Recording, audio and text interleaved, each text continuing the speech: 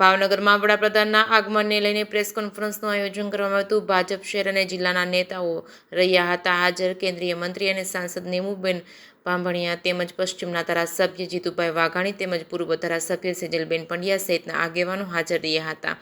ભાવનગરના શિપિંગ ઉદ્યોગ અને જીએમબીને મળશે કરોડોની ભેટ. ભાવનગરની ધરા ઉપર દેશના વિકાસના કાર્યોને લઈને પ્રધાનમંત્રી કરશે કરોડોના એમઓયુ. જીએસટીમાં ટેક્સ ઘટાડો લાવી દેશની જનતાને દિવાળી પહેલા દિવાળી ભેટ આપી છે વડાપ્રધાનને. સમુદ્ર સેજ સમુદ્રીમાં જ્યાં સુધી દરિયાકાંઠાના વિકાસ ન થાય ત્યાં સુધી ભાવનગર કેન્દ્ર સ્થાને ન આવે તેવું જીતુભાઈ વાઘાણીએ કહ્યું હતું. દરિયાઈ પટ્ટીના એમઓયુ અને નવા વિકાસના કામોના એમઓયુ અને નવી દેશની પોલિસી ભાવનગરથી રજૂ કરવામાં આવશે. જે કે સિંહ ગુજરાતી સાથે હિરેન ભાયાણી, ભાવનગર. એ પ્રકારના ઉત્સાહ સાથે એમને આવકારવા માટેની વ્યવસ્થાઓ એ આપણા ભાવનગરમાં બની છે. ત્યારે નરેન્દ્રભાઈને ભાવનગરમાં આવે છે ત્યારે ખાસ કરીને આ વખતનો જે વિષય છે એ અલગ અલગ ઇન્ડસ્ટ્રીઝ સાથેના ખાતમુહૂર્ત લોકાર્પણ તો છે જ, પણ સમુદ્ર છે સમૃદ્ધિ. ભાવનગર ખાસ કરીને ભાવનગર એ દરિયાકાંઠામાં છે. જ્યાં સુધી દરિયાકાંઠાનો વિકાસ ન થાય ત્યાં સુધી ભાવનગર કેન્દ્ર સ્થાને ન આવે. પણ મને એવું લાગે છે કે સમગ્ર ભારત વર્ષના જે દરિયાઈ પટ્ટી છે એમના વિકાસના એમઓયુ, ભાવનગરના વિકાસના એમઓયુ, એમની નવી નવી પોલિસીસ એ ભાવનગરથી થવાની છે. ભાવનગર એ કેન્દ્ર સ્થાને આવવાનું છે. માનનીય મોદી સાહેબના નેતૃત્વની અંદર અનેકવિધ દેશનો વિકાસ થઈ ગયો છે. ત્યારે ગુજરાતના પણ વિકાસ માટે અનેક ખાતમુહૂર્ત, લોકાર્પણો અને વિવિધ પોલિસીઓ કદાચ જાહેરાતથી થશે.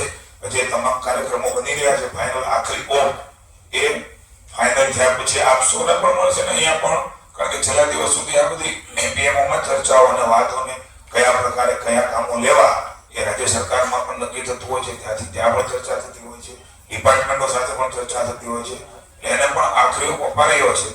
ત્યારે આપણે સૌ આપણા લાડેલા નેતાને વધારવા માટે, સાંભળવા માટે, આપણા માધ્યમથી સમગ્ર જનતાને ધ્યાનમાં લેવા માટે ભારતીય જનતા પાર્ટીએ અમે સૌએ આજે પ્રેસ કોન્ફરન્સ રાખી છે. આપણે પણ વિનંતી છે આપણા માધ્યમથી પણ સમગ્ર જનતા જનાર્દન ટેન્ટેટિવ જે ટાઈમ નક્કી થયો છે એ 10 વાગે માનનીય પ્રધાનમંત્રી મોદી સાહેબ એ એરપોર્ટ ઉપર આવશે.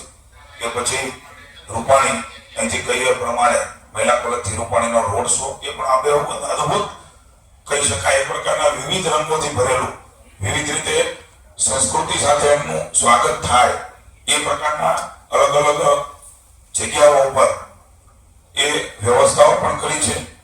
ક્યાંક નવી વિવિધતા ઉમેર્યા. એમના માટે સ્વયંભૂ લોકો પણ ઘણા બધા પાર્ટી કાર્યાલય આવ્યા છે.